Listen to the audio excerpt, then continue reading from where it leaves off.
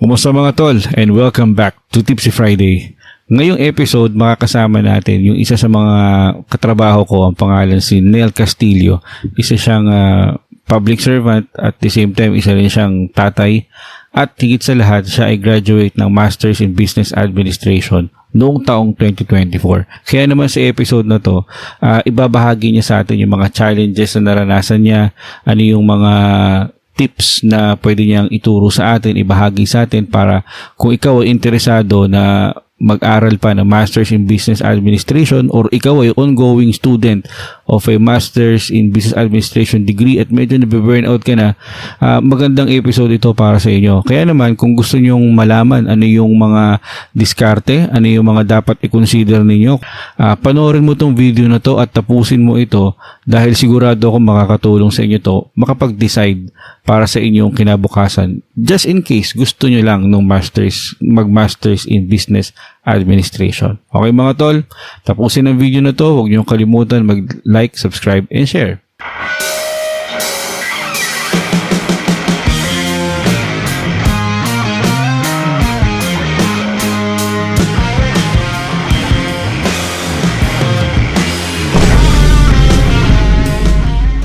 Kamusta mga tol?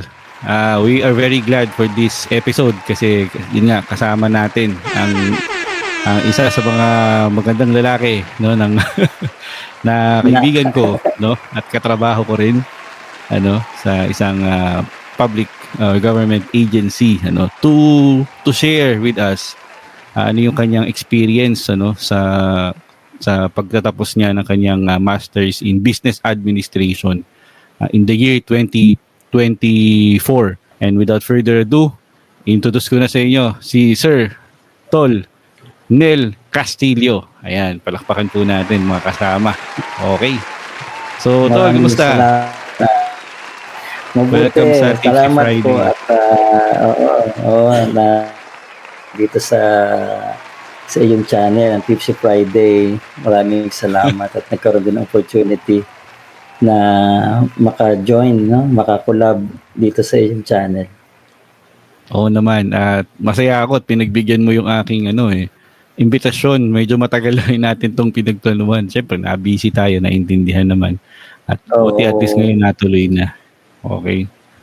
So, simulan ko na yung mga tanong ko, Tol, So, pero let's start with you introducing yourself. So, siguro para makilala ka rin, Tol, ng mga listeners and viewers ng Tipsy Friday, magpakilala ka muna. Ayan, sir. Okay? Sige, Tol. So, sige, go ahead. Thank you, Tol. Thank you. Muli po, good evening sa mga followers ng Tipsy Friday. My name is Nel Castillo. You can call me Nel na lang. I am a content creator, a blogger, a website creator, and editor.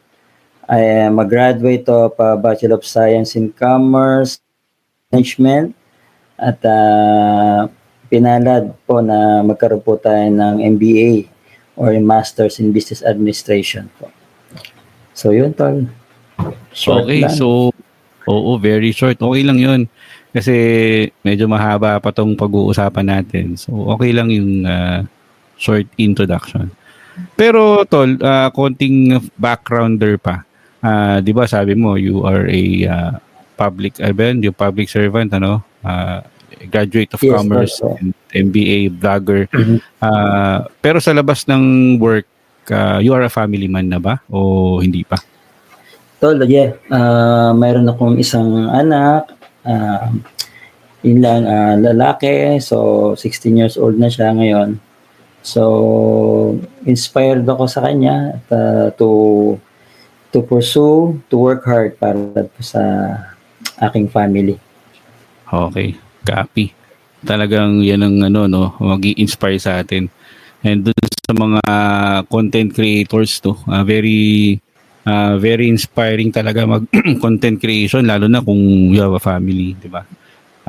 And previously ano ang field na service talaga na bago ka pumasok sa agency sa public service Or bago ka naka-graduate ng MBA, saan field ka galing na field of work mo? Ang field of work ko ay I was working in the sa abroad as an OFW. So I was working in a manufacturing company, multicultural company.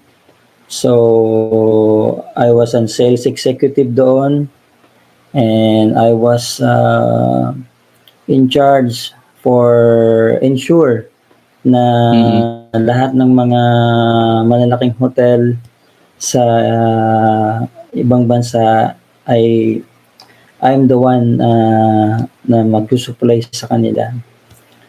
So, hindi ganun kadali, pero I started from the humble position bago ako makarating sa sales exec. So, sa sales. So, mostly sa sales, ang aking mga naging parang actually, yan ang hate ko talaga eh. I hate sales, pero na-curious lang talaga ako, bakit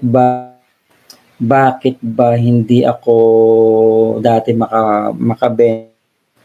So, ang ginawa ko, I kept on pagka nagkaroon ako ng pagkakataon na makadaan sa mga bookshop, punta ako dun sa business section. So, sa business section ako laging naglalalagi, and then doon all about selling. So, marami akong na-discuss about selling. At ang ginagawa ko pala nung before, hard selling palang ginagawa ko. No wonder na ang mga prospect mo ay hindi sila, they are not treating you equally. Kasi if you show them, kasi bago ka magbenta ng isang produkto, you have to sell yourself first eh. You have to sell yourself first. Pag hindi kanila, another typical salesman ang dating sa'yo, hindi kanila papansinin. Kahit anong ganda ng produkto mo, at hindi ka naman hindi ka nila trust, ay hindi ka nila papansinin. Kasi sa selling ka, be like, and then pagka nila, then magkakaroon na sila ng trust. And then pag nagkaroon na sila sa'yo, then kahit anong i-recommend mo sa kanila, they will accept yung recommendation. So yung kakabasa, I found out na mali pala yung approach ko. I was doing the hard selling. So may nabasa akong libro, at ang sabi nga you should present yourself as a consultant. You should become so ang ginawa ko, kaya ako napunta sa linya ng content creation. So that time, nung time na yon, pabumpa yung na yung mga video. Kasi nung time na yon, dumating na yung YouTube, dumating na yung Facebook. So lumalabas na yung mga mga new marketing strategies. So may nabasa akong article o libro na sabi nga is gamitin mo daw yung the law of the universe. So the law of the universe. So ginamit ko yung konsepto noong attraction marketing. Narinig mo na ba yung attraction marketing? Hindi ko pa narinig. Ang attraction marketing is konsepto siya na instead of selling sa mga taong hindi mo naman market, so ang gagawin mo, baligtarin mo. You attract the market sa yung product. parang ano yan yung sa buhangin, may nalaglag na karay. Ngayon, paano mo siya makukuha doon sa buhangin? Mas marami ang buhangin kaysa sa karayom, di ba? So kung gagamitan mo siya ng kamay, matatabunan yung karayom or any metal. So doon sa attraction marketing, dapat meron kang isang bagay na paaangatin mo yung karayom sa buhangin. So ang ginamit doon is magnet. Magnet. So yun yung magnet na kung i-apply mo siya sa selling, kailangan magkaroon ka ng isang magnet to attract yung mga client mo o prospect mo. So, doon ko ngayon nakita yung kahalagahan ng social media, creation ng website, using the internet. So, kasi pagka may internet, world pwede ka makapag-promote. Nung araw, hindi Kung ano lang yung kayang marating ng sasakyan mo, hanggang doon lang yung market mo. Pero nung lumabas na tong mga internet na to, ayan na. So, nung ginawa ko nag-create ako ng website. So, inaral ko talaga paano mag-create ng website. Kasi nga, nakita ko yung kahalagahan ng website. Kasi when you create you can control yung content noon sa website na yon. So, and then nag-try ako ng isang video showcasing yung mga product. So, nangyari, naglagay ako ng contact number, naglagay ako ng email address, and then, ayun na. Yung mga nag-i-inquire sa akin, alam kong yun ay may interest na. So, ginagamit ko yung law of attraction. So, hindi na ako ngayon namimilit mag-intro. Kasi dati ang ginagawa ko ganito Nung hindi ko pa alam yan. Dala ko yung business card ko. Pupunta ako sa isang business establishment. Magpapakilala ko. I am from this company. Baka may kailangan kayo. I just gonna leave my business card. I'm gonna leave my company profile. I'm gonna leave our brochure. Yada, yada, yada, yada. According sa nabasa ko, ang trabaho talaga ng mga receptionist ay mga gatekeeper yan. Oo nga. Gatekeeper yan mga. So, hindi ka makakalapit sa pinaka-decision maker. Okay? I agree. So, unless nabuksan mo yung kanilang company profile, nalaman mo yung kanilang website, nalaman mo kung sino yung decision maker. Kaya ako mahilig akong umattend ng mga event. Okay? Bit ko lagi yung business card ko. So, lahat ng mga nasa event, lagi yan pag kami mga display, mga opening display, laging nariyan sa first day yung mga decision maker. Nandiyan yung mga GM, yung mga president, vice president. And then, doon ko kinukuha yung mga business card, nakikipagpalit ako ng business card. Sa kanila, lumaalapit ako. Kasi vulnerable na sila Kasi lumabas na sila sa kanilang opisina, wala nang gatekeeper yon. So, syempre, kung ano yung attire sa event na yon, so you have to same attire ka, di ba? Kung naka-Amerikana sila, Amerikana ka din. Ganun ang approach doon. And then, pinoproject ko talaga sa kanila na I'm not a typical. Pinoproject ko sa kanila na I am a consultant. So, yung website na yon, since nakukuha ko na rin yung mga pinagsasabay ko na rin yung traditional selling and marketing doon sa law of attraction marketing. So, kinukuha ko yung mga email address and then pinapadalan ko sila ng website ko. So, I'm not selling anything. They're just looking at the website. I am giving them value. Okay? Kasi pag naglagay ka sa website mo ng buy now, this is our product, blah, blah, blah, hindi nila papanoorin yan. Hindi nila papanoorin yan. Pero kung naglagay ka ng content doon na na helping them, bawa, how to protect your body. I am selling yung mga mattresses eh. So we customize mattresses kasi nga manufacturing firm kami. We can customize the mattresses that you need. Lalo na sa mga 5-star hotel. So I'm giving muna mga tips. So how to protect your mattress, how to ensure that your mattress will last for 10 years. So, yung mga flipping, i-flip the mattress every 3 months, rotate the mattress every 3 months, then, lahat ng mga safety tips and precaution, no? So, doon, after that, so, mapanood nila, wow, nakakapag-create ka na ng likeness and then nakakapag ng trust. Kasi, though, kapag nabigay ka ng mga tips and how to protect something, how to maintain something, nagiging consultant ka na nun eh.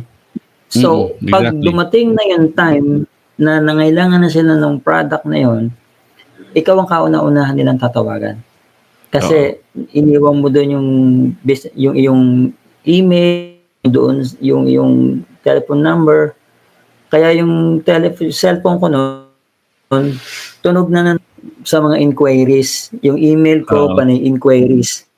Ako na ngayon yung namimili kung sino yung aking kakausapin na client. So, naging magaan na yung buhay ko sa selling. Then, since ako nga ay management, commerce graduate, so nakatulong yun sa akin to deal with mga business person, mga entrepreneur. They think. So, lalo na, yun nga, nag-masters din ako. So, doon ko na-realize na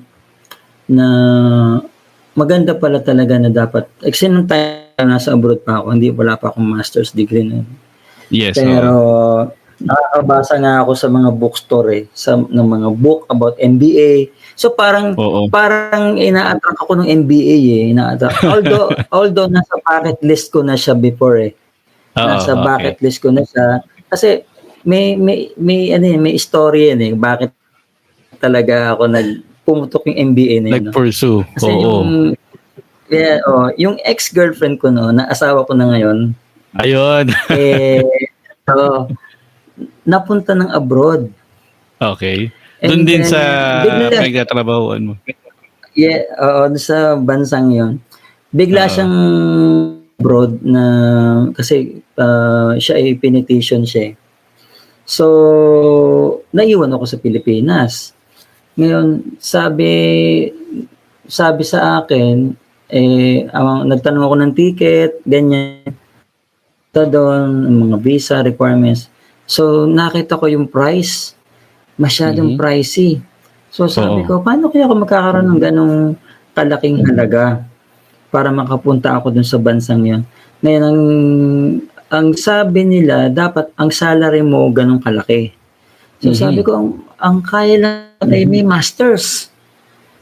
May masters lang makakakuha ng ganong kalaking salary grade.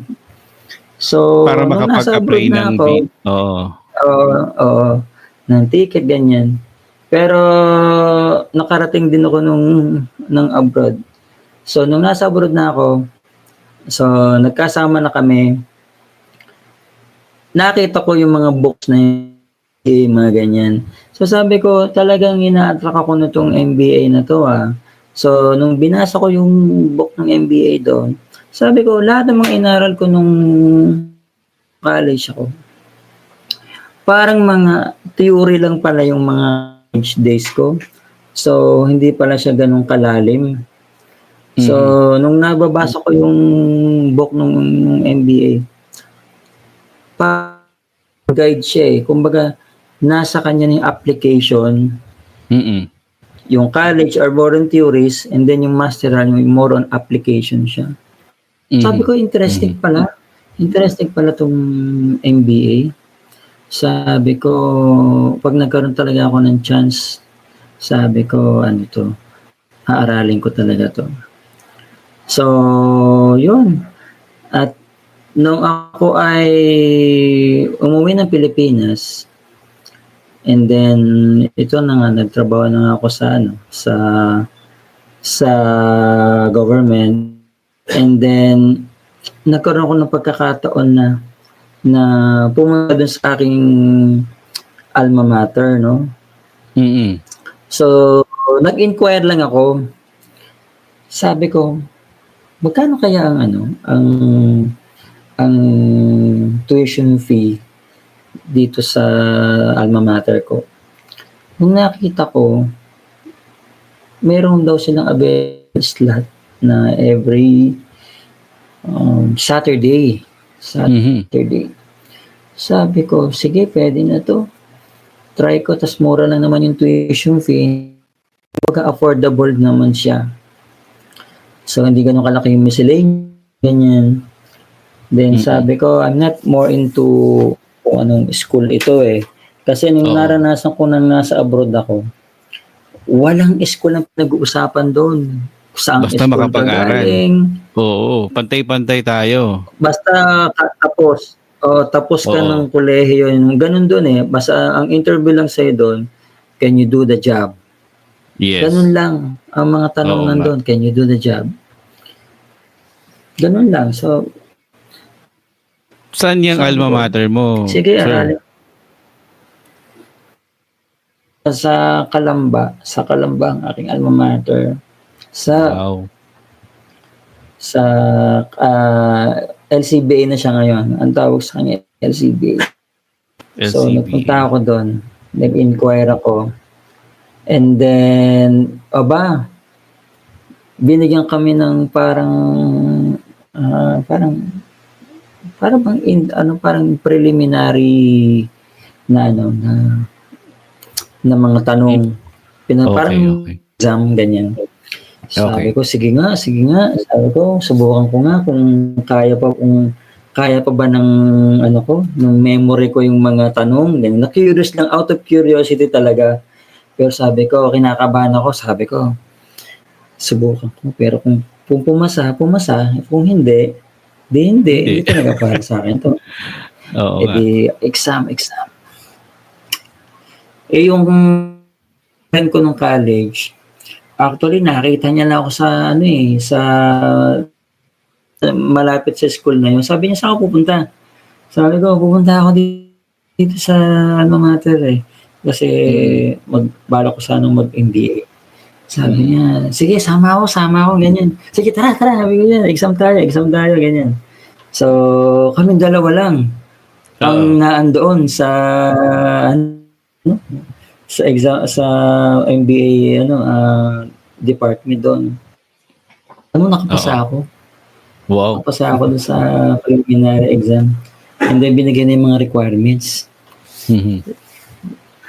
Pati yung mga sabi ko, subukan ko lang. Puro isang sem lang, ganyan. Tapos ang ginawa ko, nung nakita ko yung pangalan ng pinto, nakalagay, graduate studies. Nakalagay ganyan. Yun. Ginawa ko, pinicturean ko yun, nag-selfie ako. So, nakalagay, graduate studies. Ganyan. Tapos ang ginawa ko, pag-uwi ko ng bahay, kasi naniniwala kasi nga ako sa law of the universe. Kasi nung nasa ibang bansa ako, in-apply ko yun, nabasa ko rin yun sa isang libro, na pag daw meron kang gusto, ay para madaya mo yung brain mo. Kasi ang brain natin, napakatalino talaga.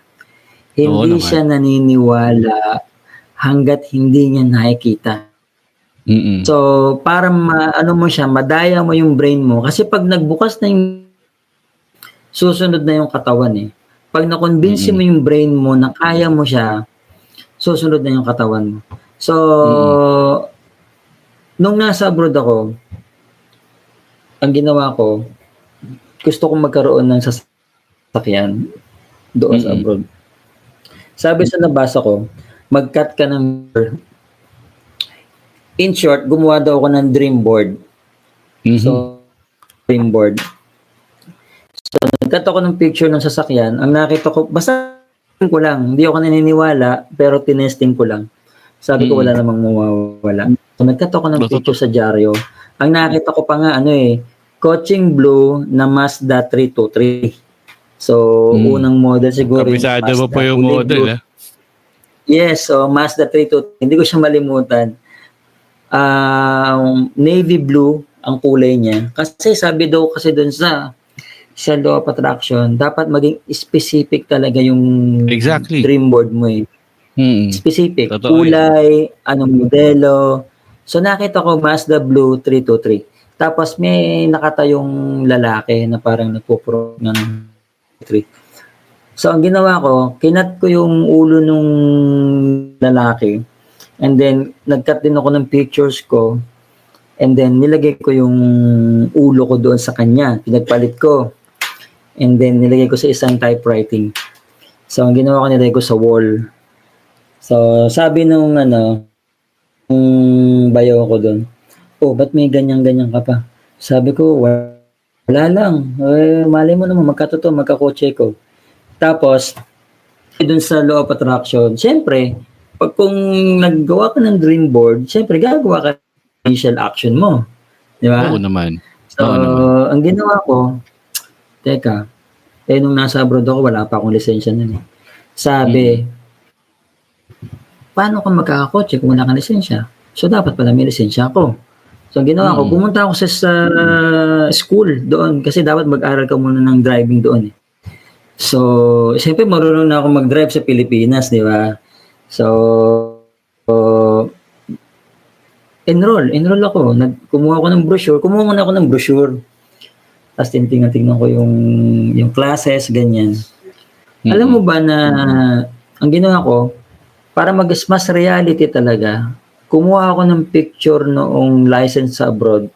Kinat ko din yon at itinabi ko doon sa Mazda 323. Ang ginawa ko, lagi kong tinitingnan yung dream board ko everyday. Titingnan ko siya. Sabi ko, mukha namang kaya ko eh. Kumbaga binuboost ko yung sarili ko. Mukha namang kaya ko eh. Kasi nag-drive ako sa Pilipinas. And then ito na. Nag-enroll na ako, kumuha ako ng exam. 4 kami na. Ako yung pangalawa. Ako pa yung nakapasa. Yung tatlo, hindi. Pero, hindi nakapasa yung 3. Pero ang ginawa ko nun, nagsigurado din ako nun eh. Before the exam, nag-hire ako nung private mga instructor. So, ang lahi pa nun, Pakistani, national pa ngayon. Nasa abroad ka.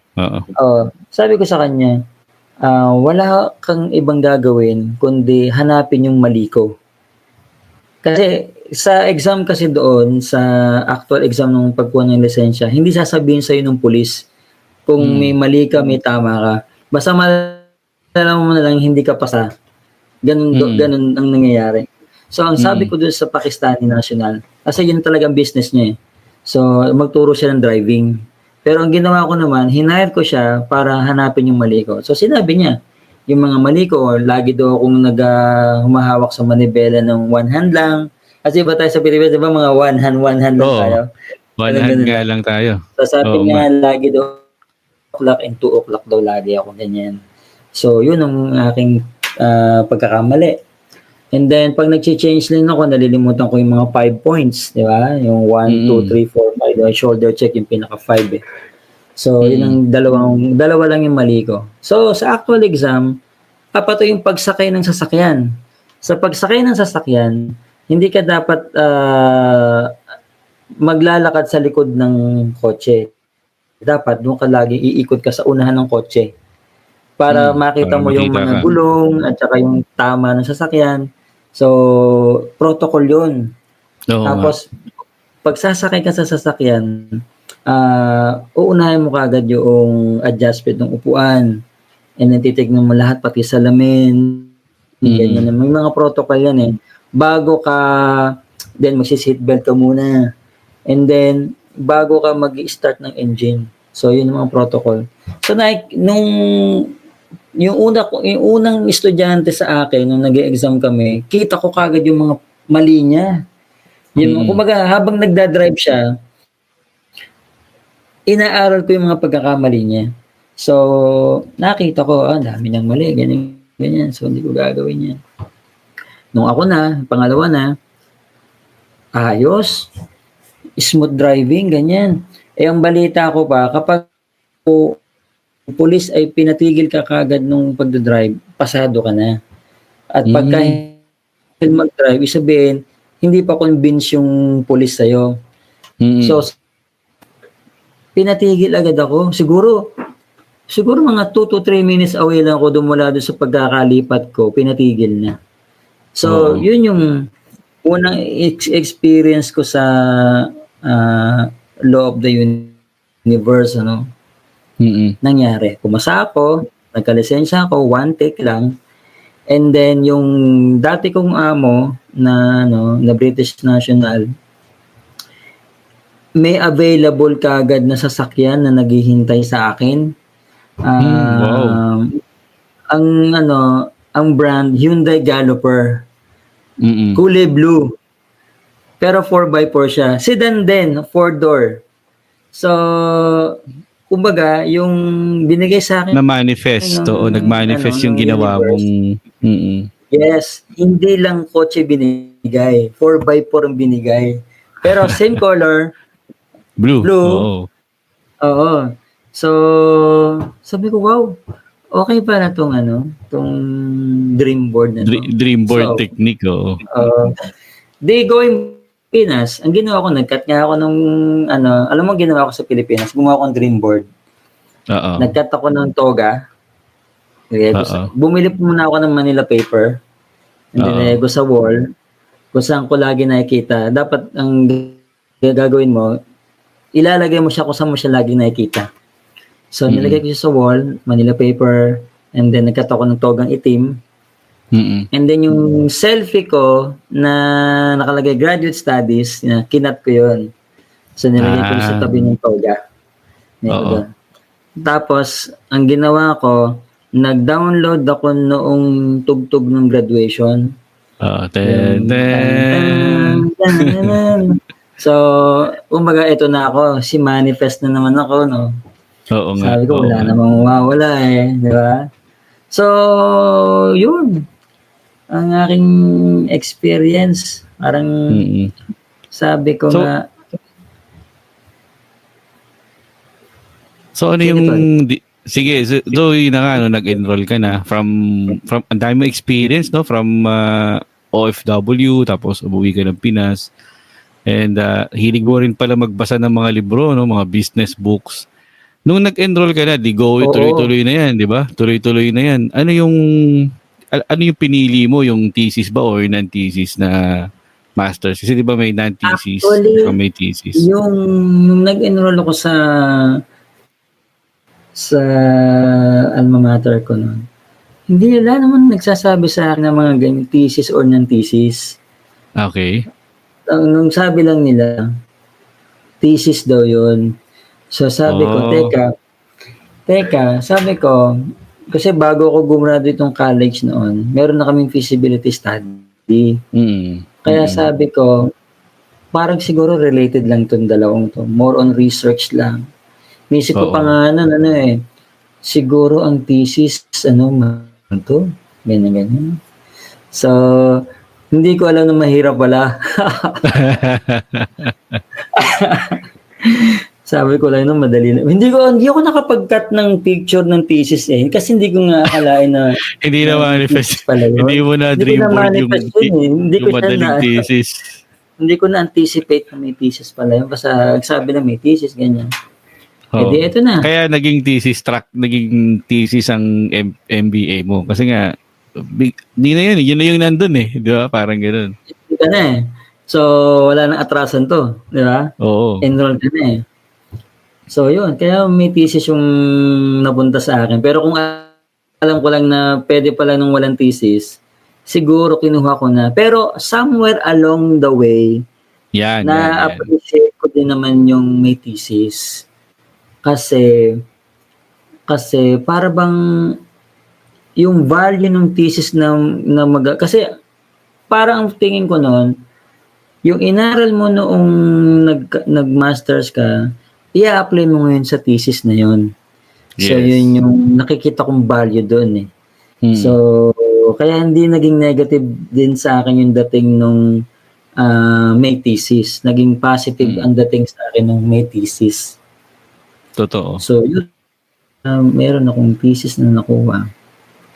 Yung master's yung 2 years, no? 2 years 2 years period. Tama? 2 years, With thesis. 2 years yun, Okay. 2 years yun. Master's in business. Based sa mga stories mo, tol, talagang wala kang ibang option eh. Kumbaga, klaro sa'yo from the very start na MBA talaga. So, Master's in Business Administration talaga yung kukunin mo. Yes, kasi yun And ang no nakikita other ko sa... else. Oo, hindi ko pa alam yung MPA, hindi ko pa alam yung Oo. Master in Public Administration, hindi ko pa alam yan nun.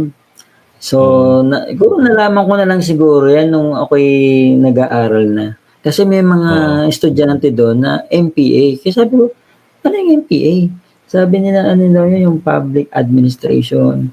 Oo. Okay, yung pala yun. Pero hindi ko na masyado siya una ng pansin, no? Kasi nga nag-MBA na ako, no? Oh, So, naman. parang hindi ko siya curious eh. Hindi ako na-curious. Hindi ako na-curious. Tama. At saka So, along the way eh, sa buhay mo sa ibang bansa, talagang more on business side na ano na yung track eh. So, di ba? Kaya Yes. yun na rin yung kinuha mo. Oo. Ako eh. Kasi, So, paano naman yung... yun, paano mo tapos naman yung- na- Ako, sige tol. Paano mo naman na nalampasan yan? Kasi, yun nga, nabanggit mo, di ba? 2 years, thesis, na una, hindi mo naman alam na thesis pala. So, syempre, may mga hurdles and challenges na yun eh. So, ano yung mga Alam mo, challenges? So, di in-enroll ko na. February, naalala ko, hindi, January, yun yung ang classes, no? So, pinapapunta pa kami sa school. At nakapag-present pa nga kami sa classroom eh. Nakapag-present pa kami sa classroom eh. So, pumutok si Taal. Pumutok si Taal. Oo, si Taal. 2020 yun, hindi ba? Oo, Yung unang putok 2020. ni Taal. Oo. Bago mag-pandemic. Oo, ang sabi ng school, hindi daw muna kami makakapasok ng face-to-face. So, magkakaroon daw ng mga online class. So, Wow. ang balita ko na, parang kami nga ng masters na magkakaroon ng online class. So, although familiar na ako sa mga online class, kasi nga, di ba, attraction marketing, yung mga video, so hindi rin ako Yes. takot sa camera. So, yun ang aking naisip na, sige, online class, ganyan. So, yan, naririnig ko na noon yung mga Zoom. Yan, naririnig ko na yan. Zoom, StreamYard, yan, naririnig ko na yan. So, klase, yan, online. Tapos biglang pumutok ng February naman. Di ba Chinese New Year yun, di ba? February yun, Chinese New Year.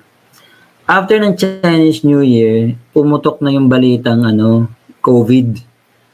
Oo. COVID. So, kaya kami, mostly, nagkaklase kami ay panay online. Online kami. Nagpe-present sa professor namin through like this. Pe-present kami. So, mahirap din ang experience namin kasi maraming pinagagawa ang mga professor sa amin kasi alam nga nila nasa bahay lang kami. Oo nga. Nasa bahay lang kami. Nagre-research nga ako hindi na ako nakakahawak ng mga hard books. Nung araw nakakapunta pa kami sa library ng alma mater ko meron doon yung mga thesis doon di ba? Oo nga. Nakakapagbasa pa ako doon. Ngayon hindi. More on online na. So, research. Yun ang mga mahirap doon Yung minsan yung nakukuha mo pa, yung mga may bayad, ganyan. So, hanap kami nung walang may bayad. Pero syempre, kapag nag-research ka, titignan mo din yung yung kung yung bang libro na yon o yung research na yon ay baka outdated na. Oo So, nga yun naman. yung problema. Kasi nag-pandemic eh. Oo, ang hirap makahanap noong within 5 years or pinakamalapit doon sa taon na yon. So, yun Tama. yung mga challenges ko nun eh. Pero yung mga talagang talagang pag masters talaga, more on talaga, research and pagbabasa. Tama. Tsaka kung wala kang technique hindi mo alam kung paano sisimulan, hindi mo alam kung paano siya matatapos. So, wala akong idea. Kumbaga Oo. parang somewhere along the way, nakapag-come up ako ng sarili kong parang routine. Style, flow. Oo, routine. Style of flow, ganyan. Oo nga. Kasi ang mahirap talaga dyan, yung literature. Mm-mm. Kailangan mo makakuha ka ng mga literature in support doon sa mga variables ng Tama. thesis mo. Mm-mm. So, ngayon, ang pinakamahirap, syempre, umpisa yung proposal. So, Exactly. title pa lang, dinidepends mo na yung title pa lang Oo nga. For approval pa, di ba? Tapos, for approval ba yung title? Kasi tinuturo kasi na sabi, kailangan ang magiging research mo, yung passionate ka, yung kung saan ka magaling, kung saan ka madalian. Mm-mm. Minsan parang napagdudugtong-dugtong ko Kaya pala ganun. Kasi nga, kung hindi ka naman interested basahin yung article research na yon, hindi Oo mo nga. kakayaning tapusin Kasi ang Oo. mga research kasi ang kakapal. Exactly. Babasahin mo siya mula umpisa hanggang dulo. Tapos, to the point, malalaman mo pala na hindi pala siya yung kailangan mo. Di ba? Nakakapagod magbasa kaya. Ako naman, hindi naman ako masyadong nahirapan kasi nga, nasanay na ako magbasa. Noong una, mabagal ako magbasa. Hanggang sa kakabasa ko, nakakuha na ako nung technique paano magbasa ng mabilis. So, yun, ang tip ko, pag gusto mo magbasa ng mabilis, lulundag-lundag ka. Bawa, isang sentence yan, di ba? Lulundag kang ganun. Huwag mo nang babasahin yung mga para yung mga mga linking helping verbs. Oo. Yes. Yung mga is, are, mga ganyan. So, lundag-lundag ka. Lagi mo nga hanapin yung direct to the point. Yung kaya nga yung may nabasa rin akong article na paano ka ba talaga mag-aaral. Ayan. So, na-found out ko yung formula. Na may formula, yung SQ3R. So, ano yung SQ3R? S for survey, then Q for question, then tatlong R. Yung R, yung unang R, read. Then, pangalawang R, recite. And then, yung pangatlong R, recall. So, yun yung ginagamit kong pattern. So, I survey muna. Survey muna. Sa reading. Okay. Sa reading to. So, sinurvey ko muna yung article and then kaka-survey mo, magkakaroon ka dyan ng curiosity So, magko-question ka doon. So, magko-question ka. Then, yun yung hahanapin mong sagot. Doon sa question mo na yun. Di ba? Kaya ang dami kong libro Kasi, kakabasa mo ng libro, hindi naman mo talaga totally dapat basahin yung from page 1 hanggang sa last page, hindi. Ang pagbabasa ko ng libro kasi kung ano lang yung kailangan ko, yun lang yung babasahin ko. Kaya nga pag nagbabasa ako ng libro, doon muna ako nag-start sa table of contents. Tapos hanapin mo na lang doon. Sinasabi ko nga muna so pag survey kong ganyan, minakita kong chat ko doon, may binanggit siyang title doon Doon ako magja-jump. doon sa Mm. page na yun. Mm. And then yun na, ma-develop na yung curiosity mo kasi magtatanong ka na naman eh. So, hahanapin mo na naman yung sagot. Kaya ikaw, nasasarapan ka na magbasa Oo. kasi nasasagot ng libro na yung tanong mo eh. Di ba? Tama. Pero pag natapos ka na, kung makikita mo yung bumili na nga ako ng ano eh, Bookshelf. ng bookshelves. Bumili na ako ng bookshelf kasi nga pag nagustuhan ko yung kasi hindi pa uso na yung mga PDF eh. Ang uso pala talaga ng mga hard copies eh. Oo Kaya nga. pag may nagustuhan akong libro, binibili ko 'yon. Tapos tinatago ko. So pag gusto ko uling basahin siya, madali ko Pull siya out. pull out. Kasi Exactly. may information ako. Ngayon, Oo. nasanay na ako ngayon. Ngayon, pag may nakita kong gustong basahin, ngayon, binibili ko siya PDF. Kaya napakadami Oo ko mga PDF na mga ika nga data yan eh. Ikaw yung Oo. may-ari ng data na yan. Oo nga. Anytime na kailanganin mo, may data ka. Kagaya niya yung mga MBA books. Talaga namang basta related sa entrepreneur, related sa sale. Di ba I hate sales nga, di ba? So, ang dami kong binasang libro na about selling. Yun nga, Oo. nasummary ko na nga, na sabi nga may nabasa nga ako doon na if you are selling daw, vegetable burger, no? Huwag mong ibebenta ang vegetable burger sa hindi hindi kumakain ng vegetable. Diba? Oo Ang kinakain nila. Paano nga pala maibebenta ang vegetable burger sa mga customer? Anong gagawin mo? Hindi ko alam. Any idea? Diba? Hindi, siguro lalagyan ko ng mga sahog yan na hindi maglalasang vegetable yan. Para naman doon sa mga yung kumakain ng vegetable. Oo. Pero maganda yun. Maganda yung yan na yun. You have to improve, no? Na mahaluan mo siya ng another flavor. Pero pag kung talagang siya, die hard talaga siya na vegetarian. So, ang technique pala, tanungin mo siya. Aywa? Kasi iba kasi parang ang kung tawagin kasi ng shotgun technique eh, shotgun approach. Alam mo yung shotgun, pag pinulot mo yung trigger, sasabog yung mga bulitas niya, di ba? Tama. So, parang sa selling, nakakita ka ng salesman na ganun eh. This is our company. Sa mga mall, pansinin mo, mag-try ka lang, lumapit ka doon sa mga sales doon. Shotgun approach ang ginagawa nila. This is our company, this is what we sell, these are the benefits, this is what you will get. Hindi mo na niya tinatanong kung nangailangan ka ba nun. Diba? Oo. Naghahanap ka ba nung ganun? Halimbawa, insurance. O halimbawa, yung credit card. Dami yan. Hinahabol. Diba? Meron pa nga sila dun yung technique na, meron na kayo nito, sir. Meron na kayo nito. Yung ginaganon-ganon nila. Diba? Ikaw naman curious ka. Wala, paano ba yan? Yun, ang kapalit nun, kukunin yung iyong pangalan, ganyan, tatawagan ka na ng tatawagan, di ba? Hard selling ang ginagawa. Offeran ka na. Offeran ka na. Alam mo kung anong na-found out ko? Hindi talaga sales yung tawag doon.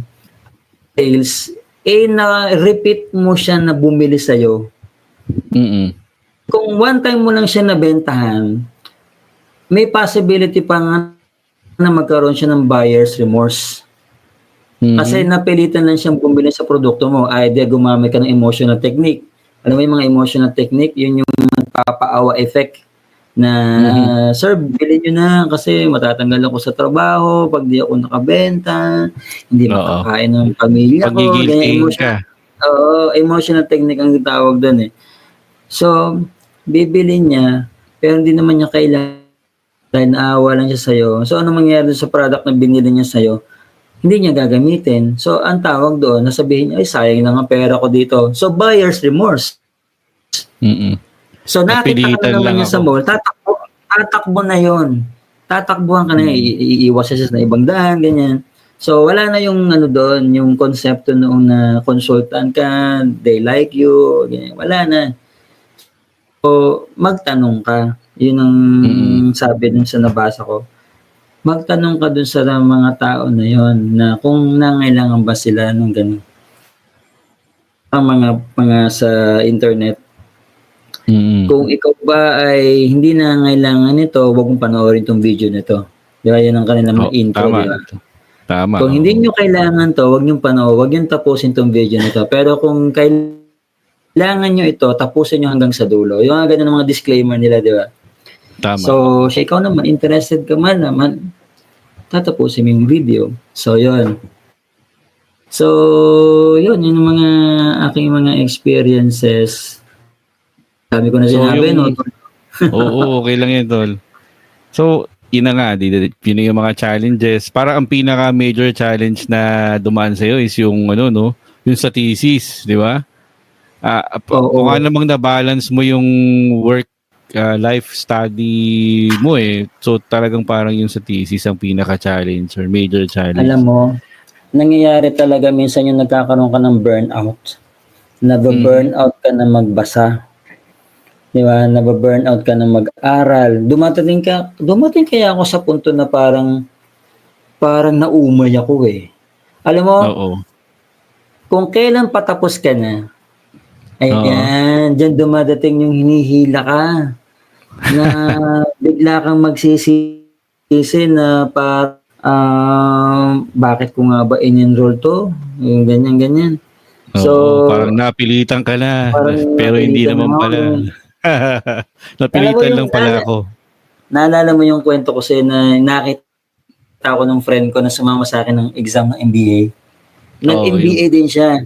Pero, pagdating ng comprehensive exam,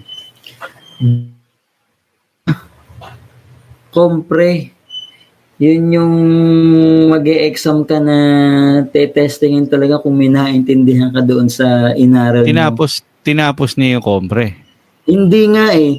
Hindi siya kumuha ng compre. So, bumitaw siya. Hindi niya, lagi kami magkatabi nun sa classroom, lagi kaming, sa mga exam namin, talaga namang, kumbaga, tulungan, yung, ano ba pagkakaintindi. Kumbaga, nag-tutor kami sa isa't isa. Bumigay siya. Alam ko bakit siya bumigay? Ano daw? Kasi hindi naman talaga yun ang purpose talaga niya. Hindi naman talaga yun ang gusto niya. So, purpose plays an important role din, no? Para talagang matuloy mo. Kasi sabi mo nga, at the end, yung patapos ka na doon sa journey, biglang mag-i-snap ka na, teka, ito ba talaga gusto ko? So, may purpose talaga dapat din, no? So, dapat you must have a purpose. Ako naman, ang purpose ko talaga is, nasa bucket list ko talaga siya. So, dati ko na siyang nakita at kumbaga parang gusto kong tapusin kasi nga inilagay ko siya sa sa dream board. Sa dream board. So, pag laging nasa dream board na huwag mong tatanggalin siya hanggat actually may marami na akong nailagay sa dream board at natutupad naman talaga. Lalagay mo siya ng done. Okay, ganon. So, pag hindi siya tapos, talagang hindi ka matatahimik eh. Hanggat hindi mo siya natatapos. Siya ang kahalagahan ng dream board. Siya yung magpupush sa'yo kung walang ibang nagpupush sa'yo. Oo nga. Kasi at some point nga, dadating talaga yung burnout. Diba? Sa dami ba naman ng books?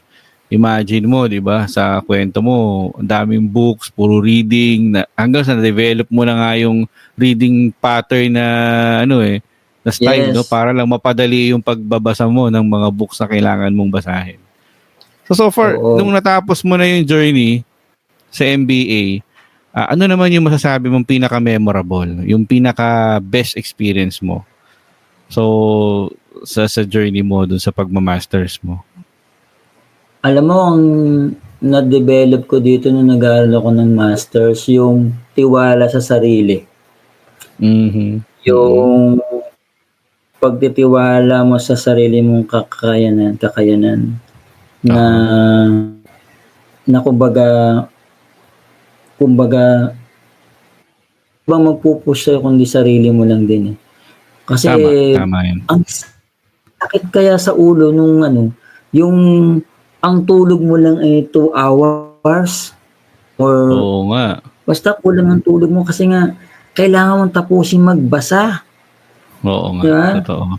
Hanggang sa napansin, teka, bakit pa itong thesis na to ano ba talagang kailangan ko dito?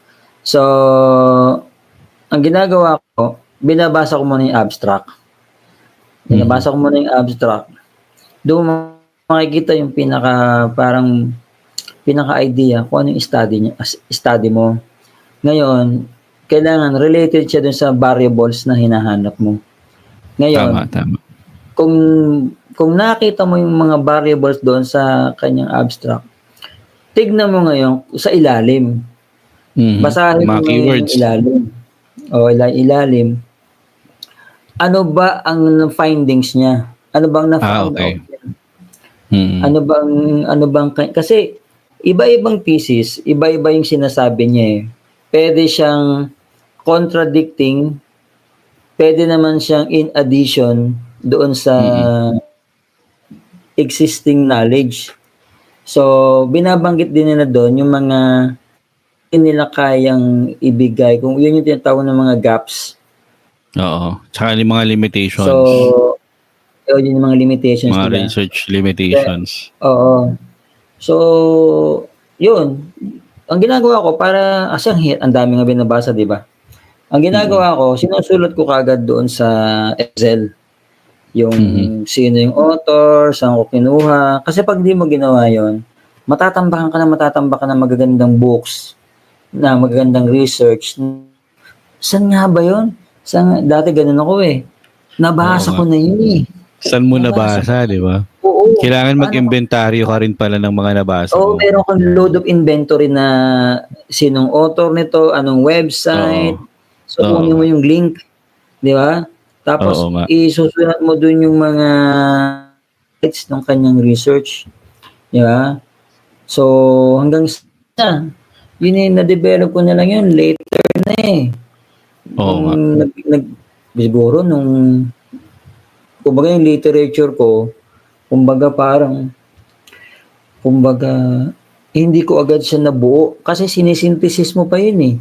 Lahat ng iba't ibang klaseng author, di ba, may sinasabi sila anti doon, may pro, ganyan, isisynthesis mo pa yun. Hanggang sa gagawa ka pa ng sarili mong insights doon sa nabasa mo. Yun ang pinakamahirap doon.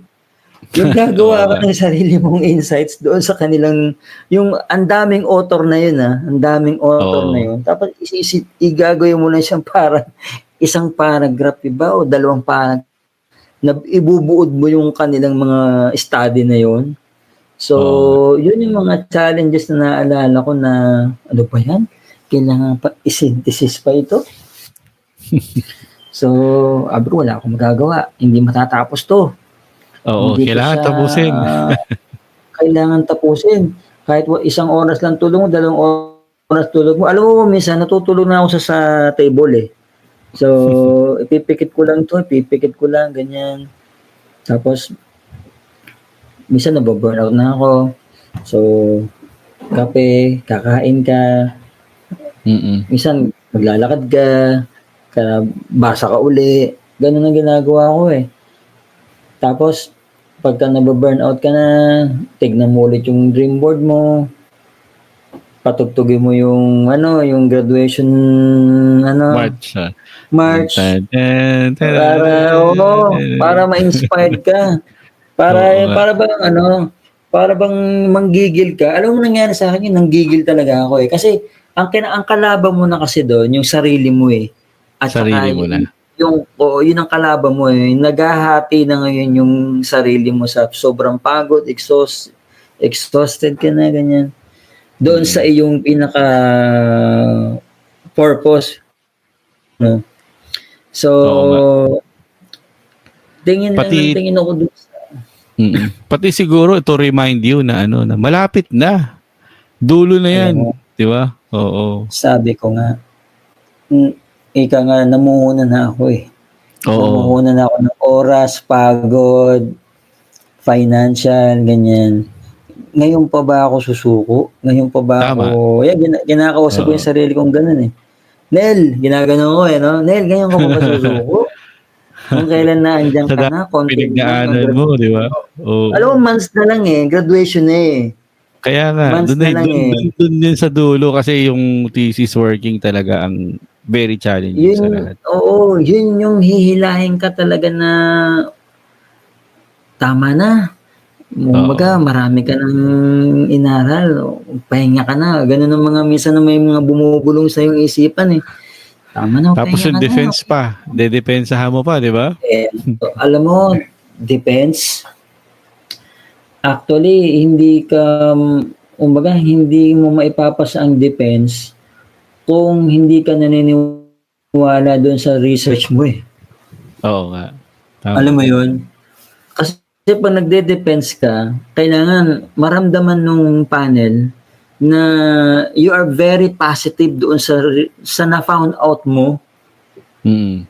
Kaya Alam mo nga ako talaga yung sinasabi mo. Ganun ang, yes, di ba? kaya nga pag ako nung naalala ko nung nagde-defense ako, excited ako Kumaga, parang kung makipag-usap ako dun sa panel, parang nagkukwento na lang ako sa kanila what I have found out Na binabanggit-banggit ko pa yung mga according to ganda, na they found out na may lacking, yung mga ganyan. O konti lang yung mga na-research about this, yung ganyan. So, magkwento sa kanila na parang wow. Alam mo, minsan habang nagsasalita ako, parang iniisip ko, talaga researcher talaga yung dating May mga according to pa ako. Alam mo, doon ko natutunan talaga yan. Yung according Oo. to, kasi bawal Kailangan kasi may basis. may plagiarism di May ba? plagiarism oo. Oo.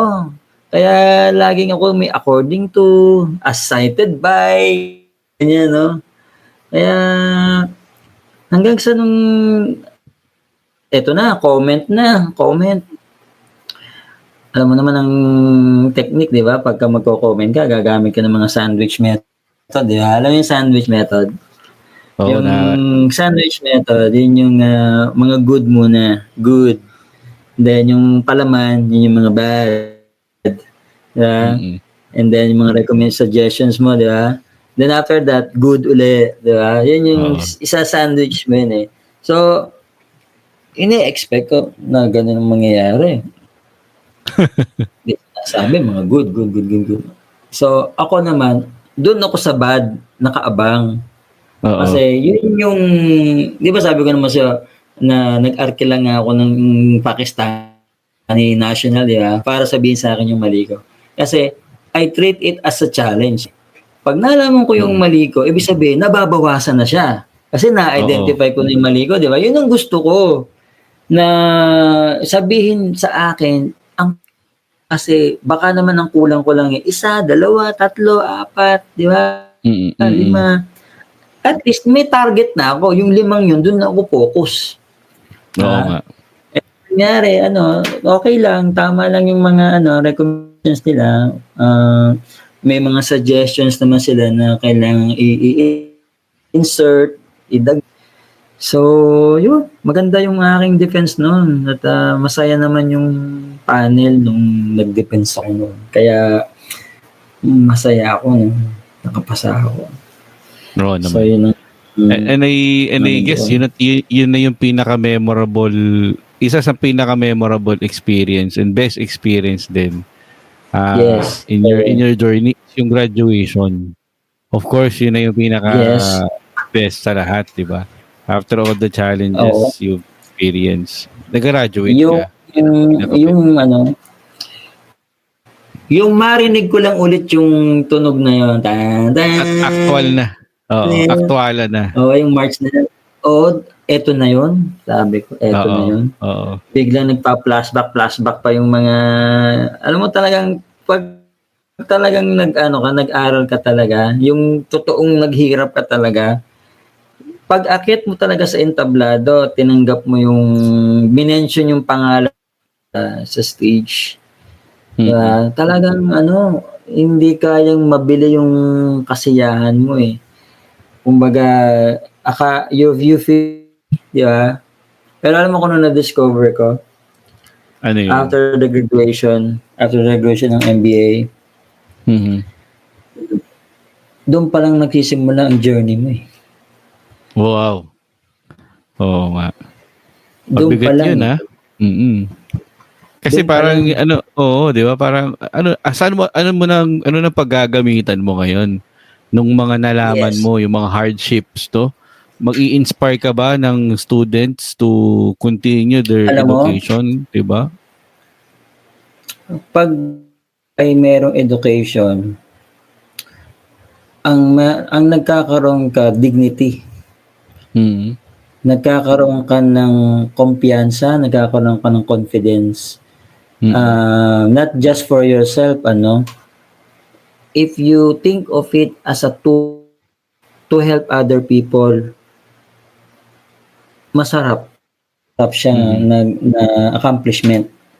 Mm. Kasi bibihira naman talaga sa totoo bibihira naman talaga yung may tiyaga na magtapos ng bibihira din yung mga may tiyagang magbasa ng magbasa. Akala ko tapos na ako magbasa. Pero ganun ako. Bumibili pa rin ako ng mga business books, yung mga all related sa business. Pag nakita ko yung libro na yon, na curious ako kasi nagkakaroon ako ng comparison. Oo nga. So, mas lalong bumibilis na yung pagbabasa ko kasi ang hinahanap ko na ngayon, yung comparison na. Oo. Ano bang pinagkaiba ng author na ito sa nalalaman ko? Baka meron Oo. pa siyang edad, hindi ko pa alam. Oo. So, yun, kaya dumadami yung mga natututunan ngayon ako ng enjoyment na Tama. mag-aral kasi meron akong purpose. Diba? Kaya ako nag-aaral, kaya ako nagbabasa kasi meron akong purpose.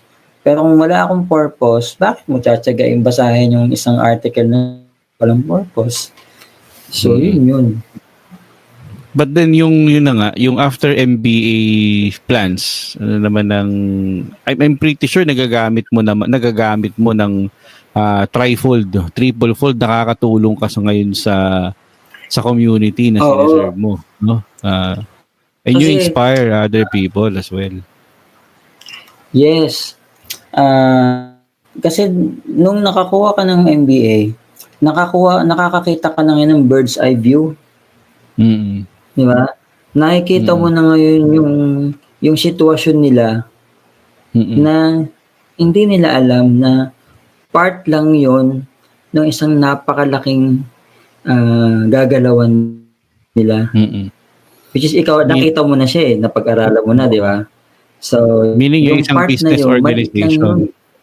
Oo. Sa isang business organization, yung kanilang mga problema na yun, part lang yan. Sa napakalaking dapat nilang malaman. So ikaw as an MBA, you how to guide them. Tama. Yeah.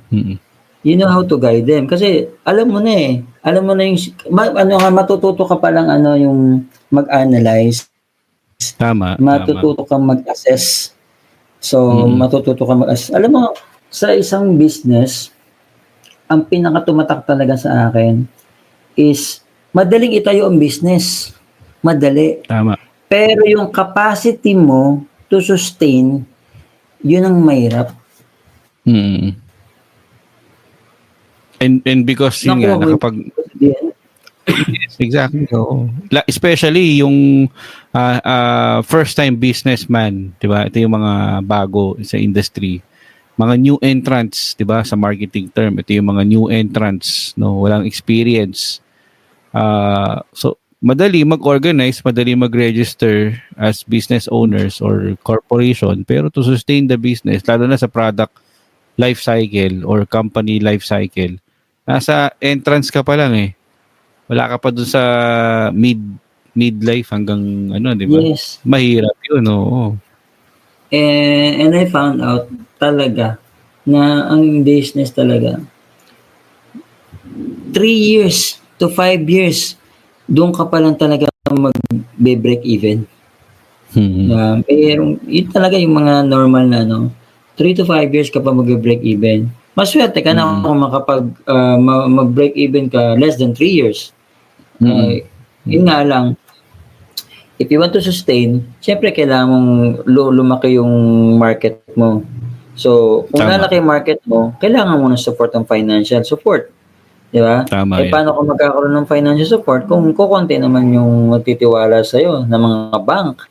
Di ba? Mm-mm. So, kailangan mo lang magandang relationship mo sa mga financial institution. Institutions. Yes. So, okay, nag-expand ka, kumuha ka ng maintaining mo yung clientele. Hindi naman lahat ng Tama. client mo mag-i-stay sa'yo yun eh. Yeah. So, pero, alam mo, pinakamadali is kumuha ng bagong client. Pero ang pinakamahirap, mag-sustain ng existing client. Yan ang mahirap. Tama. Kaya nung nasa abroad ako nun, ginagamit ko yung Pareto principle. Alam mo yung Pareto principle? O yung 80-20. 80-20 rule. 20% of my client, ang siya nagbibigay sa akin ng 80% of my quota. So, kaya in-identify yung 20% na mga key account ko at doon ako nagko-concentrate, i-maintain sila. Kaya ako, hindi na rin ako nahihirapang kumuta noon. Kasi may mga existing na akong clientele. Okay. Ang gagawin naman sa akin, nung aking mga superior, i-deploy na naman ako sa ibang new market at i-establish ko na naman yun. Sabi ko, sir, ayoko naman ng ganun. Sabi ko, sabi nila, diyan ka 40 mo yan eh. Ganun eh. Pero naawa naman sa akin. Sabi niya, minentain niya rin yung mga iba kong mga malalaking account para naman kapauta akong ganyan. Sasabihin ko, binigyan niyo ako ng target, ng quota. Tapos pag nakakuha naman ako ng client, hindi niyo naman masupply. Di ba? Ako lang naman ang nahihirapan ngayon. Di ba? Tama. And Kaya, nga pala? Kaya kami sa production, no, ang ginagawa ko, pumapasok na talaga ako sa loob ng production line. Talagang kinakausap ko talaga yung mga supervisor, mga manager doon. At nagpapa-reserve na ako. Sabi ko, yung mga materials na yan, bigay mo na sa akin yan. Akin na yan. Kasi nga, deadline ko yan, next week na. Ganyan, brasuhan eh. Para kailangan yun eh. Para makakuha ako ng mai-deliver ko on time. Kasi sabihin ko sa kanila, good client to, ayokong mawala ito. At saka malaki yung order quantity niya. Alam mo naman manufacturing company, they are more into quantities sila eh. Mas doon sila, ini-spread nila kasi yung yung cost pag volume ang produce. Tama. So yun sa mga manufacturing. So yun, tol. Tol, kaya yung mga sinabi mo, no, para tuloy naglaro na rin sa isip ko. Yung mga bird's eye view, yung mga principles and everything. Yan yung relevance kapag graduate ka ng Masters in Business Administration, mas mayroon kang contribution dun sa improvement ng community. Di ba? Parang kapag tinanong natin sa ano ba relevance ng MBA pag graduate ka as MBA, anong ambag mo ngayon sa lipunan natin? So basically sinabi mo na na mas magkakaroon ka ng wider wisdom and knowledge, di ba? Mas marami kang tama ba? Would you agree? No? Ano masasabi mo doon? Mas more wisdom at yung guidance mo sa kanila is kumbaga parang maisi-simplify mo sa kanila yung mga kasi iba-iba kasi yung tao, iba-iba rin kasi yung kanilang understanding, iba-iba yung kanilang experiences. So, it's up to us na i-calibrate yung knowledge na iyon doon sa kanilang business organization. So, ikaw na yung may wisdom nga to know and to adjust para sa mga kanila. techniques na kasi, di ba? Kasi ang MBA offers hindi lang handful of techniques yan, kundi maraming mga techniques yan. And as a Marami. masters in business administration graduate, alam mo na yung mga tools, no? Mas mapapadali na yung proseso ng pagnenegosyo. Kasi nga, Oo. nandyan ka na. Kumbaga, nandyan ka na as a MBA graduate. Napakadami mo nang na-share sa amin, sir, no? Pero meron pa sana akong huling itatanong kung okay pa. And then, kasi, Sige lang, syempre, sige lang, tol. kasi tayo, nandito na tayo sa point na graduate na nga tayo ng MBA. Ano naman yung mga tips mo siguro para naman dun sa mga nagbabalak pa lang? Siguro kahit brief lang na mga payo at doon naman sa mga ongoing na nandun na sa edge tapos parang pasuko na sila. Ano yung mapapayo mo sa kanila? Sige. Doon sa nagbabalak pa lang mag-MBA, kailangan unang-una mong isipin, ano ba yung purpose? Ano ba ang purpose mo? Bakit kailangan mo mag-MBA? And then, doon sa mga may existing na at medyo parang nasa edge na sila ng pagsuko, is gamitin nyo yung senior ko nga sa inyo na dream board. Kasi yung Tama. dream board na yun yung purpose eh. Yun yung purpose. Bakit mo kailangan magtapos ng MBA? Yan yung tool mo to inspire yourself and to para mapaalala ka na ito pala yung purpose ko eh. Kasi minsan sa ating journey, minsan natatambakan na tayo ng mga problems, tasks, and activities. Nalilimutan na natin yung pinaka-purpose. Yung bigger purpose mo, bakit ka nag-MBA. So, yun ang aking mga tips. Kasi yung mga techniques naman, naaaral naman yun eh. Pero yung sarili mong purpose, iyan eh. Oo. Kasi nga tayo, iba-iba tayo eh. Unique tayo, may kanya-kanya tayong uniqueness kasi may kanya-kanya tayong mga purpose. Tama. I guess marami tayong na-inspire sa episode na to. Lalo na yung mga gustong nag-iisip na mag-take ng Masters in Business Administration. At very timely to kasi month of June is graduation. So, ang daming graduate ngayon. So, they are thinking siguro na what's next, no? And sakto, kung gusto nila, iniisip nila mag-MBA, this is the episode na kailangan nilang mapanood para malaman nila yung mga ganitong bagay. Yes. So, And, Tol, pasensya ka na, no? Gustuhin ko man marami pa sana akong gustong itanong. But at this point, no, baka saan ka ba namin, para naman sa mga nakarinig nitong episode na to, sa mga nakapanood, saan ka ba nila pwedeng i-follow, no? Or makausap? Kung ba, gusto ka nilang kontakin as their consultant, no? Kasi ang best, I guess, di ba, sa mga business organizations, like yung ang pino-provide din mong services ngayon, di ba? More on sa mga co-ops, di ba? Sa mga cooperatives, yan ang isa sa mga advocacy natin. So, saan ka ba nila pwedeng i-follow at pwede ka nilang makausap, ano? O meron ka bang website? Sabi mo, may you have a website. Pwede mo bang i-share sa amin, no? Yes, Tol. Meron akong website. Actually, marami akong website. Okay. So, pero mostly, sige, share ko na lang yung website ko. So, okay lang, share ko lang yung website.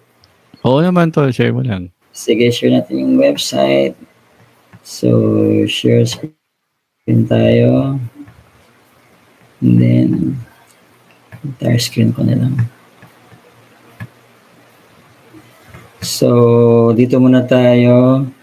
So, yan.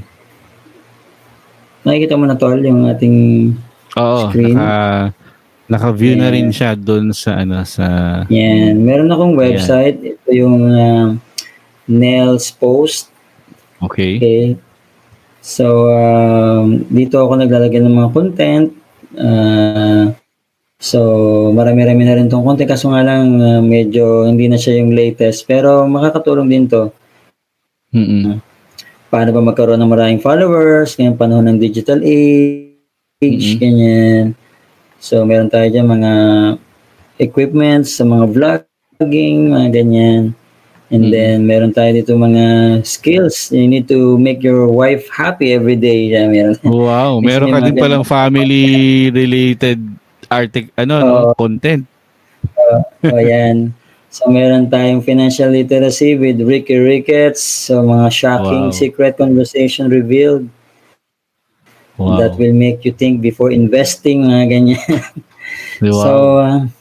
so marami na rin akong mga how to define your own success. Yan, panoorin yan. Maganda rin yung mga, then how to revolutionize your sari-sari store business. Ito nung pandemic to, wala akong so, in-apply ko lang yung mga nalalaman ko. So, gumawa ko ng content. So, yan. Embracing the new normal tools. Yan, yung mga So, meron din siya yung kung ayaw mong panoorin, meron tayo dito yung ida-download mo lang tong aking voice. Yung lahat ng aking mga sinabi doon sa video. So, yan. Ayun. I-click nyo lang yung icon na yan. So, ayan. Thumbnail and everything. So, yan yung isa kong website. And then, yung isa kong website ngayon ay tungkol dito sa cooperative na to yung Coflix. So, bagong gawa ko. So, dito ko nilalagay yung mga guidelines on paano gumawa ng gap analysis. Yes, oo. So, nandito, hindi ko na, bawat video kasi hindi ko hinabaan para hindi masyadong nakaka-bore, no, yung nanonood. And then, aside from that, kung gusto mo na magbasa, nandito rin naman yon yung mga details. So, nariyan siya. And then, sa kadulod-duluhan niya, naandyan yung, pwede mong i-download yung, pwede mong i-download yung, yung mga templates, no? Click mo lang yung download icon na yan, makukuha na nila yung mga, template. So, meron din tayong feedback form. So, yan yung isa sa website na ginawa ko. Wala pa, wala masyado pang Coflix talaga. Makakatulong sa mga kooperatiba natin yan. Coflix. Yes, so hopefully, Tol, ma-invite lang din kita dito, no? About co-op naman. Ang Oo naman. Magkakaroon tayo dyan ng So, sige, i-remove ko na ba? O may isa ka pang i-share? Wala na? Remove na to at yung akin na lamang Facebook. So, mag-follow lang kayo sa aking Facebook. Medyo mahaba yung pangalan Castillo, no? So, hanapin nyo lang yung picture ko doon, yan, nakasalamin. Follow nyo lang kasi meron din ako mga announcements din doon at mga content na to inspire, to uplift, mga ganyan, and also some tips for entrepreneurship. So, yung mga ganun lang naman ang mga content ko na nilalagay about parents, minsan about sa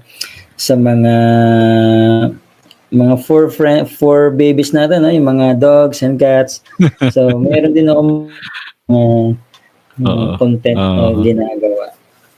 So, wow. Yun, Tol.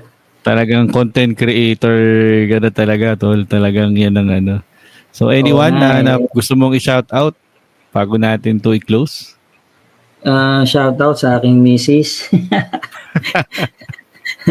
I hope na siya ay gising pa. Saka yung anak ko, Justin.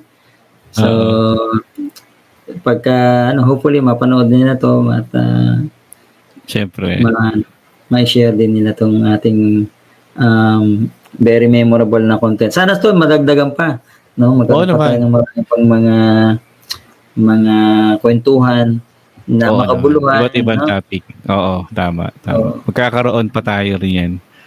So, I guess, no, ito na muna yung ending ng ating episode tungkol sa The Road to MBA by Nel Castillo. So, Tol, welcome. Thank you pala. Thank you very much. And of course, welcome ka sa Tipsy Friday. Talagang hindi lang to yung first time. Ito yung una sa marami pang mga episode na Ayan. i-guest ka namin dito. Sige, And tol, then, looking forward din. So, and dun sa mga listeners and viewers ng episode na to, kung nagustuhan nyo itong podcast na to, episode na to, huwag nyong kalimutan mag-like, mag-subscribe, and i-share nyo na rin kasi alam nyo, just by sharing, ang dami nating nababahaginan ng mga inspiration na lalo na tungkol sa pinag-usapan natin ngayon, the road to Masters in Business Administration. So, yun lang mga tol. I guess, this is it muna, no? Salamat sa inyong pakikinig at Thank you rin, tol. pagtutok sa usap na to. Salamat, Tol Arnel. At see you on the next episode of Tipsy Friday Podcast.